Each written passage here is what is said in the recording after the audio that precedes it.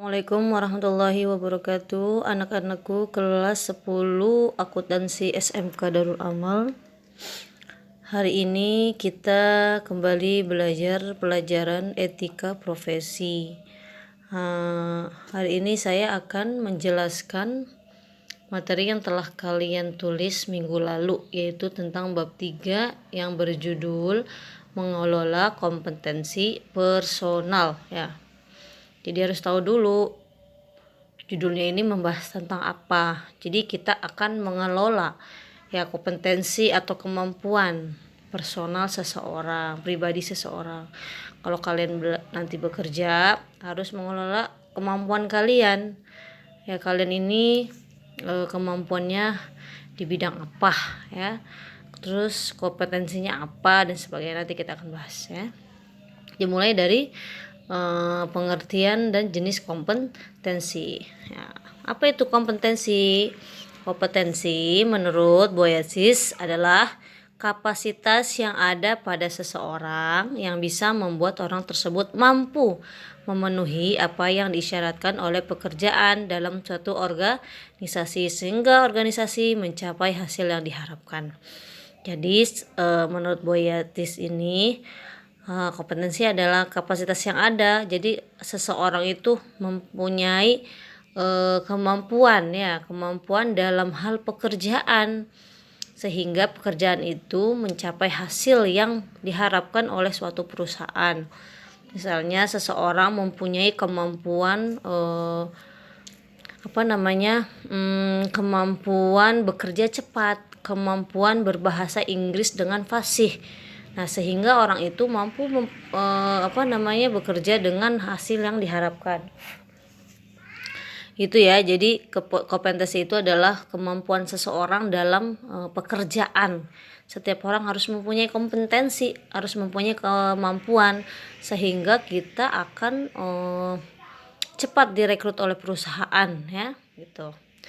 Kemudian pengertian yang kedua ini dari Webster's Nine New College Dictionary, yaitu kompetensi adalah tingkat keterampilan tertentu atau pengetahuan yang tinggi dalam bidang tertentu yang diperoleh dari pelatihan dan pengalaman. Jadi kemampuan yang diraih oleh atau dihasilkan oleh pengetahuan yang tinggi. Misalnya nih, kalau kita ingin menjadi seorang guru, harus mempunyai kemampuan menjadi seorang guru.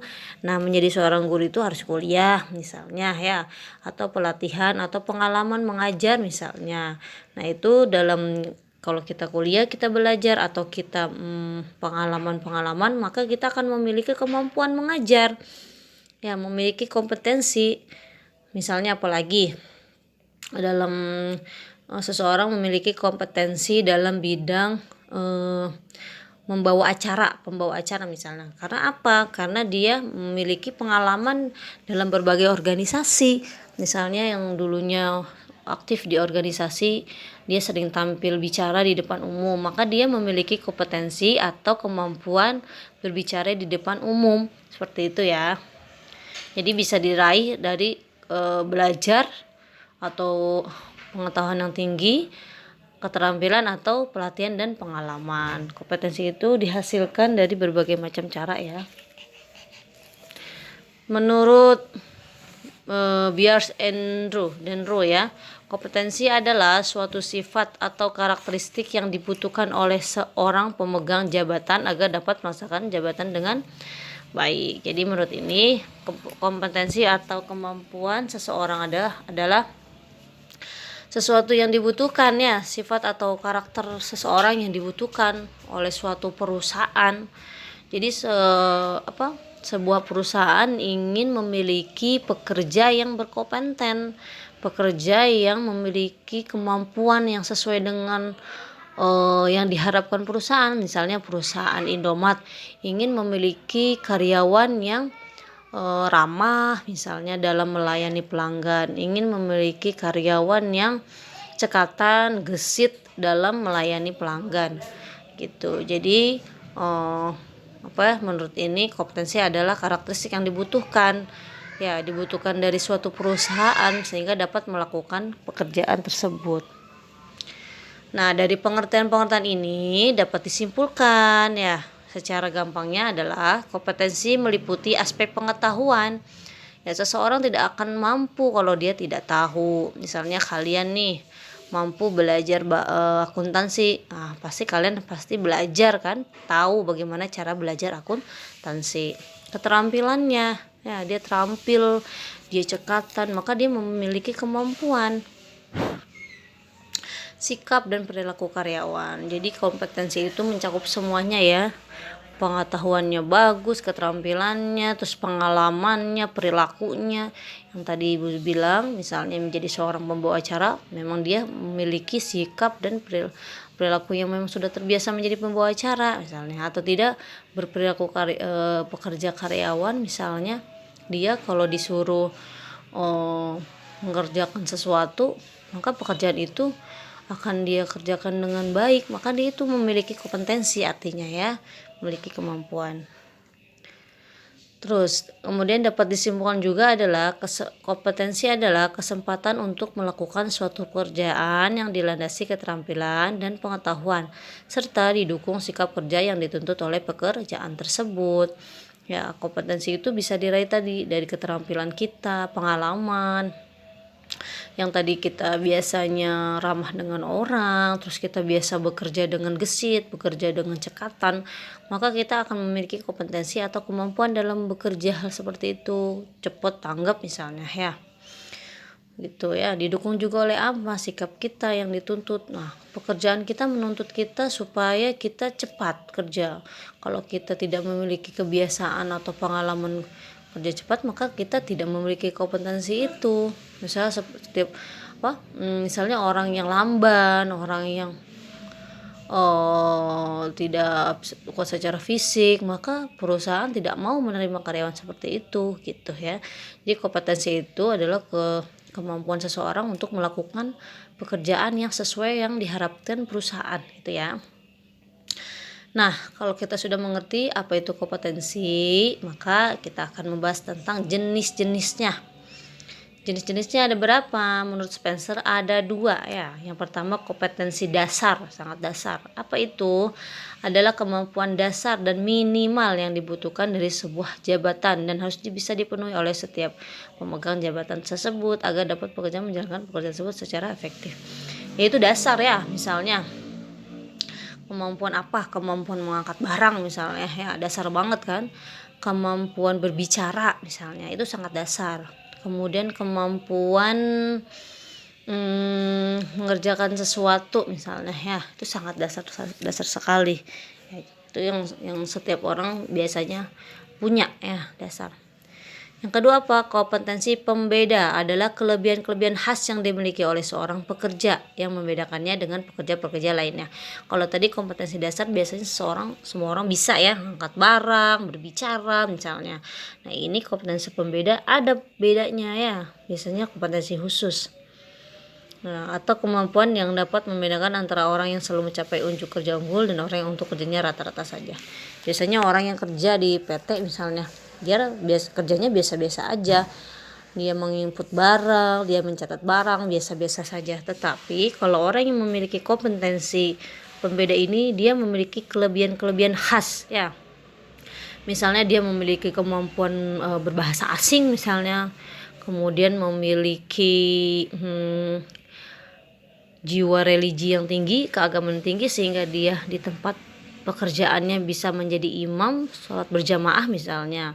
Kalau tadi dia memiliki kelebihan-kelebihan khas bahasa asing, bisa saja kan, bisa ada tamu perusahaan yang dari asing, bisa saja dia direkrut untuk melakukan pekerjaan itu gitu ya. Jadi ada kelebihan-kelebihan yang ada di seseorang. Tadi kalau kompetensi dasar semua orang biasanya punya rata-rata. Nah, tapi kalau kompetensi pembeda ini, dia ini mencapai kerja yang unggul ya. Mungkin saja dia lebih cekatan, lebih gesit, terus dia memiliki keunggulan yang lebih, misalnya tadi berbahasa asing yang baik, berbicara di depan umum lancar misalnya ya, atau dia memiliki keagamaan yang tinggi, bisa baca Quran misalnya, bisa saja disuruh acara perusahaan disuruh baca tilawatil Quran, atau tidak bisa jamaah sholat di perusahaan dan sebagainya. Nah itu ya adalah kelebihan-kelebihan khas yang dimiliki. Setelah jenis-jenis, kita sekarang bahas karakteristik. Nah, karakteristik kompetensi ini apa? Tadi ingat ya, kompetensi adalah kemampuan ya. Apa saja karakteristiknya? Yang pertama, pengetahuan. Ya, harus ada pengetahuan mengacu pada informasi yang dimiliki seseorang dalam bidang tertentu. Ya, seseorang itu harus memiliki pengetahuan, kemampuan ilmu yang dia telah kerjakan. Misalnya kita kerja di supermarket, misalnya di Indomart.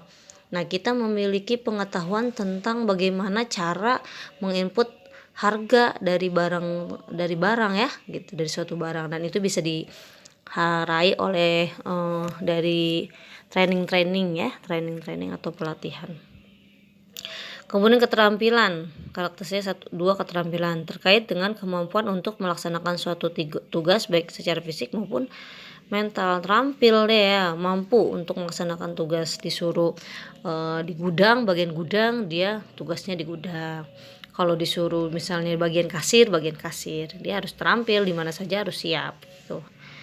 Kemudian yang ketiga, konsep diri, yaitu terkait dengan pemahaman dan pengenalan seseorang terhadap dirinya secara keseluruhan. Jadi seorang harus tahu ya kompetensi tentang dirinya, apa sih kelebihan-kelebihan saya, apa sih kelemahan-kelemahan saya, gitu ya. Terus bagaimana sikap saya terhadap kedua sikap saya itu. Bisa nanti kelas 12 pelajaran bimbingan karir dengan saya akan kita bahas ya. Nah, biasanya nanti kalau kalian mengelamar pekerjaan, kalian akan ditanya apa kelebihan Anda, apa kekurangan Anda. Maka kalian harus tahu ya, dari sekarang harus paham. Misalnya kelebihan saya bahir berasa asing, misalnya kelebihan saya rajin gesit misalnya, atau kelemahan saya misalnya saya susah untuk berkenalan dengan orang atau akrab dengan orang misalnya. Harus tahu ya konsep diri kalian. Kemudian yang keempat, watak atau sifat adalah karakter yang terbentuk dalam diri seorang sebagai hasil dari pembelajaran dan pengalaman yang pionir. Nah, wataknya bagaimana, sifatnya bagaimana ya, harus karakter kompetensi yang keempat adalah watak. Sifat kalian seperti apa? Nah, jika kalian memiliki sifat atau watak pemalu, maka tidak bisa bekerja sebagai guru misalnya, tidak bisa bekerja sebagai wartawan misalnya. Tidak boleh orang yang mempunyai sifat atau watak pemalu, tidak bisa ya menjadi guru, malu kan, nanti gimana mengajarkan murid-muridnya. Terus kalau kita jadi pembawa acara tidak boleh malu, bagaimana nanti kita ke panggungnya kan gitu, bisa jadi kita jadi grogi. Ya, terus tahu watak dan sifatnya. Misalnya seseorang yang mudah bergaul, seseorang yang bisa berbicara di depan umum, maka dia bisa bekerja di bidang itu ya, yang terdekat, misalnya jadi MC atau enggak misalnya jadi guru yang bisa berbicara di depan umum dan sebagainya. Harus tahu sifat dan sikap kita. Yang kelima yaitu motif ya. Motif adalah dorongan internal yang menggerakkan seseorang untuk berperilaku tertentu. Ya. Nah, karakteristik kemampuan atau kompetensi ini yang kelima adalah motifnya. Motivasi apa, dorongan apa yang menggerakkan kalian untuk berperilaku itu. Ya, kalian misalnya ingin bekerja di Indomaret, bekerja di PT. Nah, motivasinya apa? Harus tahu sehingga kita akan mempersiapkan kemampuan kita. Misalnya motivasi kita misalkan ingin menjadi guru, motivasinya apa, kemampuannya apa ya. Motivasi kita untuk ingin menjadi guru harus mempersiapkan kompetensinya, kemampuannya. Misalnya tadi harus ilmunya harus dimiliki, pengetahuannya lebih tinggi.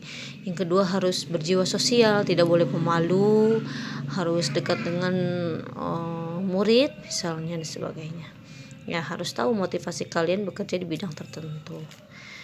Ya, oke ya anak-anak, sudah kita bahas bab 3 tentang mengelola kompetensi personal. Nah, dari ini pengertiannya, jenis-jenisnya dan karakteristiknya ya.